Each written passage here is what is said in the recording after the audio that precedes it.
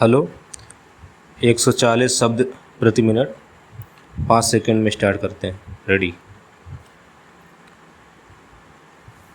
उपाध्यक्ष महोदय, मैं इसका समर्थन करता हूं और मंत्री जी से निवेदन करता हूं कि हाई कोर्ट की बेंच कहीं बने, लेकिन जो लोग इसकी मांग कर रहे हैं उनको इसको एक मुद्दा बनाकर आपस में लड़ाने का काम मंत्री जी ना करें।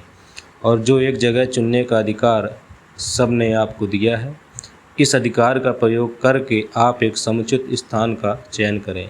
महोदय, माननीय मंत्री जी ने यह सही कहा है कि यह आंदोलन का विषय किसी को भी नहीं बनाना चाहिए, लेकिन दुर्भाग्य की बात है कि सरकार बिना आंदोलन के कोई निर्णय नहीं करती है। सुप्रीम कोर्ट की एक बेंच की मांग बराबर होती रही है। अब यह चाहे हैदराबाद में बने, मद्रास में बने, बेंगलोर में बने या त्रिवेंद्रम में बने, पश्चिमी उत्तर प्रदेश के लोगों की तरफ से एक बेंच की मांग बराबर होती रही है। जैसा कि माननीय सदस्य ने कहा कि 1966 से ये मांग होती रही है रहने कि पश्चिमी उत्तर प्रदेश में यह बने। उत्तर प्रदेश के पूर्वी जिलों तथा रहने वालों की भी यह मांग बराबर रही है कि गोरखपुर में इलाहाबाद हाई कोर्ट की बेंच बने। हम लोग जो बिहार से चुनकर आते हैं उनकी भी यह मांग है कि पटना हाई कोर्ट की एक बेंच उत्तरी बिहार में हो।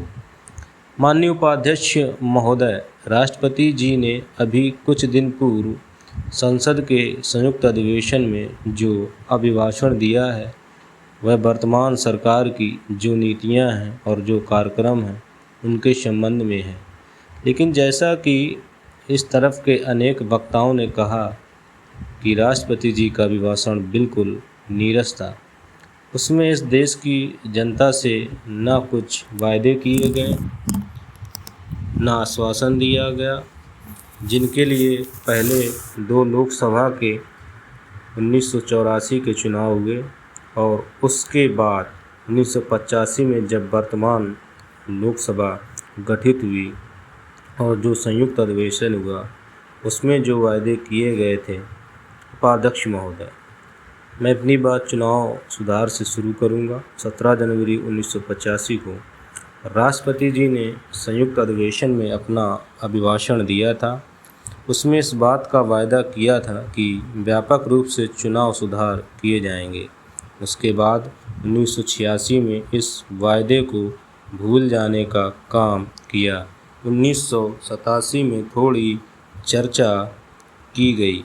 इस संयुक्त अधिवेशन में जो अभिभाषण हुआ उसमें चुनाव सुधार के सिलसिले में कोई चर्चा नहीं की गई। इस देश में जो चुनाव प्रणाली है उसके संबंध में सभी पक्षों की राय है कि चुनाव कानून में व्यापक संशोधन होना चाहिए।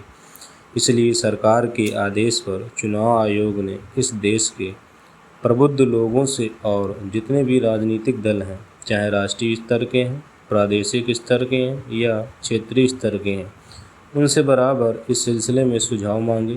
काफ़ी राजनीतिक दलों ने सुझाव दिए भी, लेकिन आज तक पता नहीं महोदय, आज असम में जो आंदोलन हो रहा है, गुजरात में अलीगढ़ में आंदोलन हो रहा है, गरीब आदिवासियों हरिजनों को सबसे ज़्यादा प्रभावित कर रहा है। आप दावा करते हैं कि हमने ठीक किया है। आपको बोलने से पहले सोचना चाहिए। वहाँ बैठने से कुछ बोल दिया जाएगा तो इससे कुछ प्रभाव हो जाएगा। धन्यवाद। एग्जैक्ट 140 की स्पीड।